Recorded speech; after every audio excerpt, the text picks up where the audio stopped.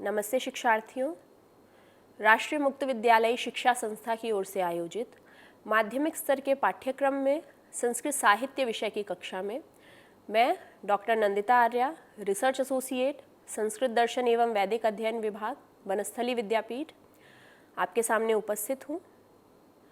विगत कक्षा में अस्त्रस्य वृत्तांतः पाठ को हम पढ़ रहे थे, जो कि कर्णभारम नामक भास की कृति का अंश है। विगत कक्षा में हमने देखा था कर्ण के द्वारा अस्त्र के वृत्तांत को बताया जाता है और वृत्तांत को बताने के क्रम में वे शल्य से कहते हैं कि परशुराम ने उन्हें श्राप दिया है क्योंकि परशुराम सिर्फ ब्राह्मणों को अस्त्र विद्या देते थे। और जब उन्होंने मुझसे पूछा कि मैं कौन हूँ, तो मैंने कहा मैं क्षत्रिय नहीं हूँ, क्योंकि क्षत्रियों से परशुराम का वैर है और वह उन्हें अस्त्र ज्ञान नहीं देंगे। किंतु एक बार वन में जब समिधा आदि चुनने के लिए जाते हैं तो उस प्रसंग में परशुराम को कर्ण के धैर्य को देख के ज्ञात हो जाता है कि निश्चित तौर पे कर्ण एक क्षत्रिय ही है। और इस प्रकार से परशुराम से सीखी गई जो अस्त्र विद्या है उसके लिए परशुराम उन्हें श्राप देते हैं कि समय आने पर जब तुम्हें आवश्यकता होगी तो यह जो विद्या है वह तुम्हारे लिए फलवती नहीं होगी। इसी कारण कर्ण के अस्त्र विफल हैं।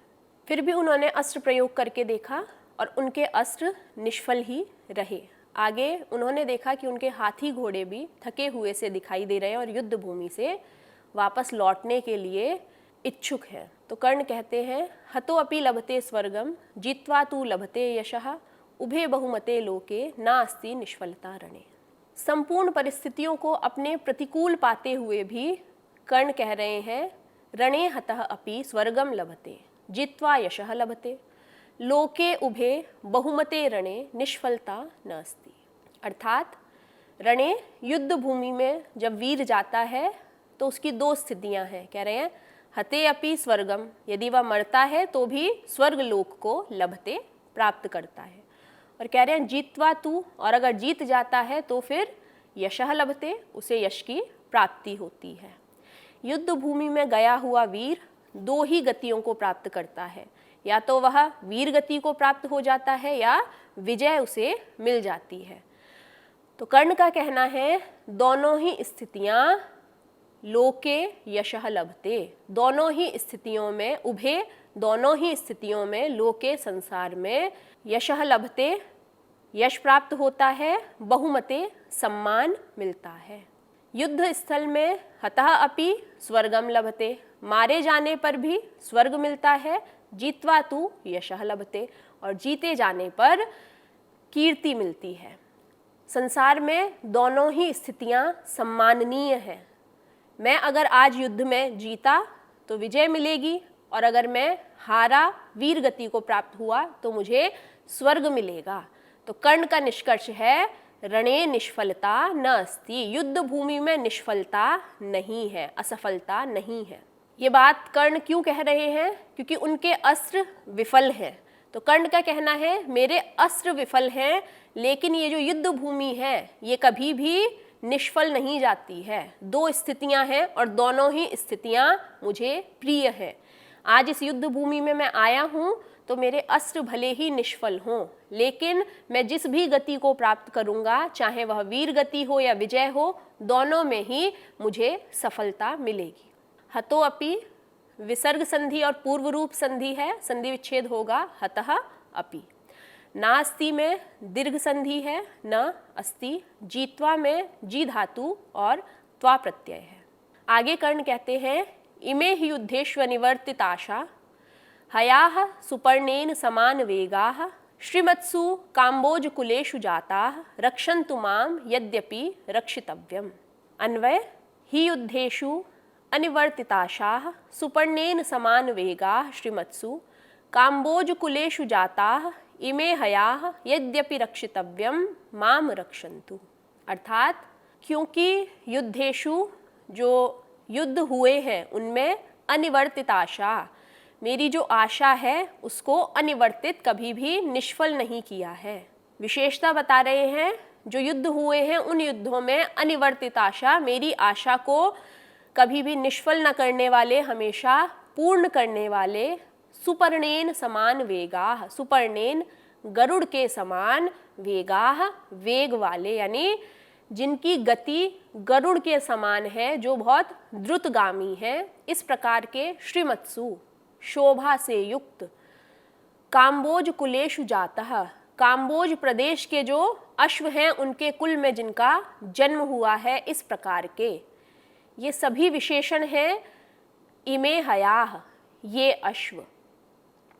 कर्ण के रथ में जो अश्व हैं उन अश्वों के लिए कर्ण कह रहे हैं, युद्धेषु जो मेरे विगत युद्ध रहे हैं उन युद्धों में, अनिवर्तिताशाः जिन्होंने कभी भी मुझे निराश नहीं किया है, इस प्रकार के सुपर्णेन समान वेगाः, गरुड़ के समान जो वेग वाले हैं, श्रीमत्सु जो शोभा से युक्त हैं, काम्बोज कुलेषु जाताः जो काम्बोज प्रदेश के अश्वों के कुल में जन्मे हैं, इस प्रकार के इमे हयाः मेरे यह जो उत्तम अश्व हैं, यद्यपि रक्षितव्यम, यद्यपि मेरे द्वारा इन अश्वों की रक्षा की जानी चाहिए है, कह रहे किंतु फिर भी माम रक्षन्तु, ये मेरी रक्षा करें, क्योंकि मेरे अस्त्र विफल हैं, तो इसलिए आज मैं ये चाहता हूँ कि मेरे ये जो घोड़े हैं जिन्होंने मुझे कभी भी निराश नहीं किया, आज युद्ध भूमि में अगर बाकी कोई भी परिस्थिति मेरे अनुकूल ना रहे तो कम से कम मेरे ये अश्व मेरे अनुकूल रहें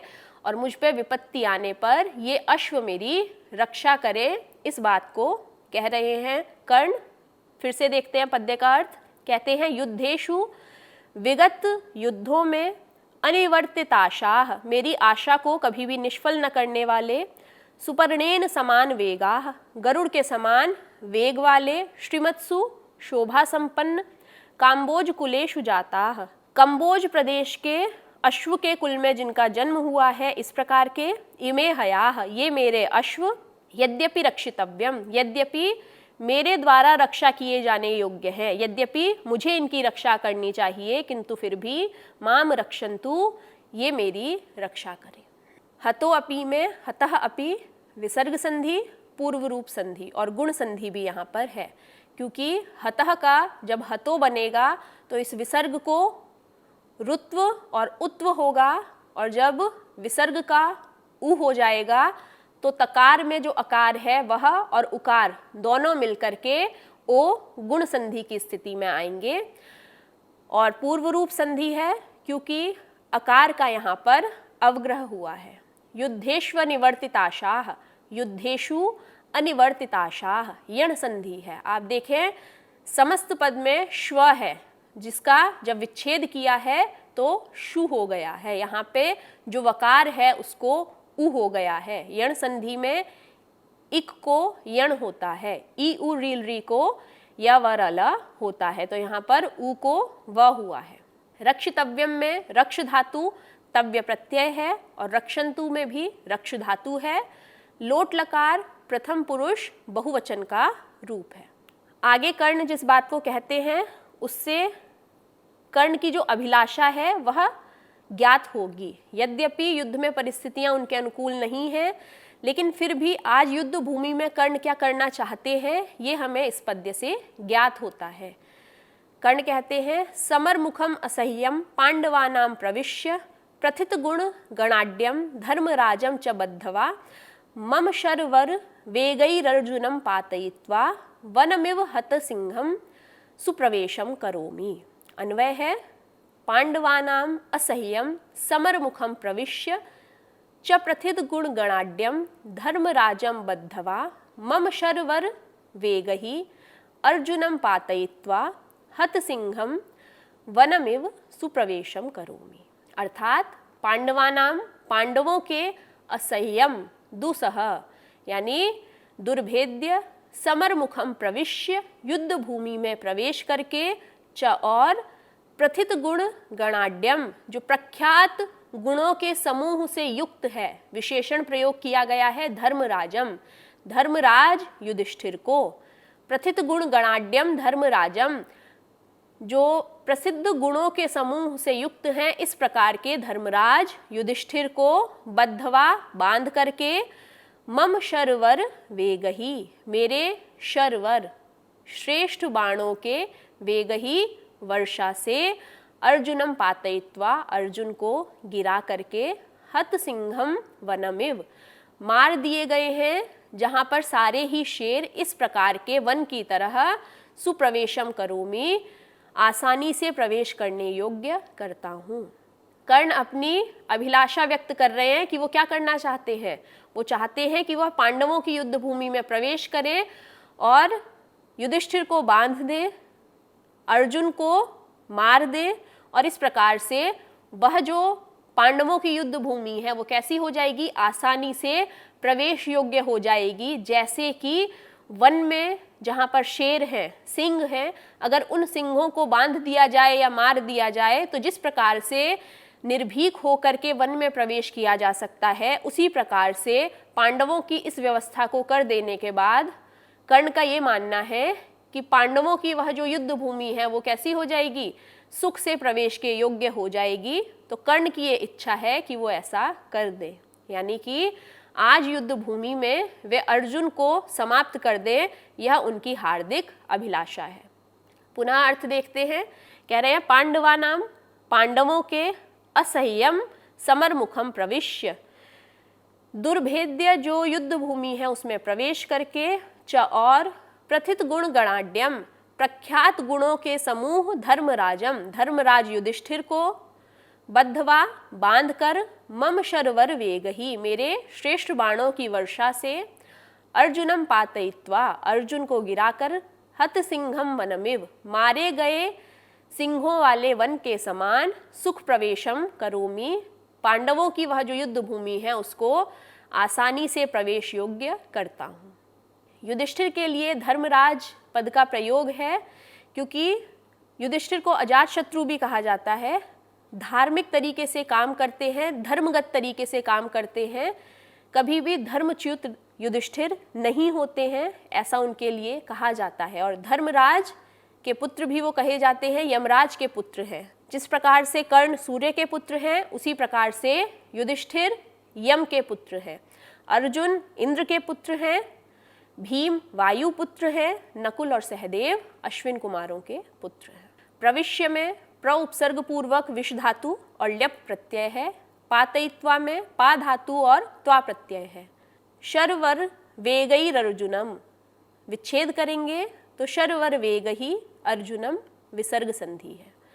यहाँ पर जो रकार है उसको विसर्ग हुआ है। हत सिंहम वनमिव सुप्रवेशम, उपमा का प्रयोग यहाँ पर कवि के द्वारा किया गया है। कहते हैं जिस वन में सभी शेर मार दिए गए हैं उस वन के समान, यहाँ पर समानता का पुट है, तुलना का पुट है, और हमने उपमा अलंकार में देखा था सादृश्य बताते हैं, तो सुगमता रूपी सादृश्य दोनों ही स्थानों पर आ जाएगा, ऐसा कहना है कर्ण का। तो इस प्रकार से प्रस्तुत प्रसंग में हमने देखा कि यद्यपि अस्त्र निष्फल है, लेकिन फिर भी कर्ण की ये हार्दिक इच्छा है कि आज वह अर्जुन को समाप्त कर दें। इस युद्ध भूमि में अपने पराक्रम के प्रदर्शन को वो करना चाहते हैं। उनका कहना है भले ही मेरे अस्त्र विफल हों, लेकिन फिर भी यह युद्ध भूमि कभी निष्फल नहीं होगी, यह मुझे फल ज़रूर देगी। वह फल या तो वीर गति होगा या विजय होगा, और दोनों में से जो भी होगा, कर्ण के वक्तव्य को देख के ऐसा लगता है कि उसे दोनों ही स्वीकार्य होंगे। आज की कक्षा में अस्त्र वृत्तांत में इतना ही पढ़ेंगे। आगामी कक्षा में जो पाठ है उसे शुरू करेंगे और देखेंगे आगे वृत्तांत कर्णभारम में किस तरीके से घटित होता है। धन्यवाद।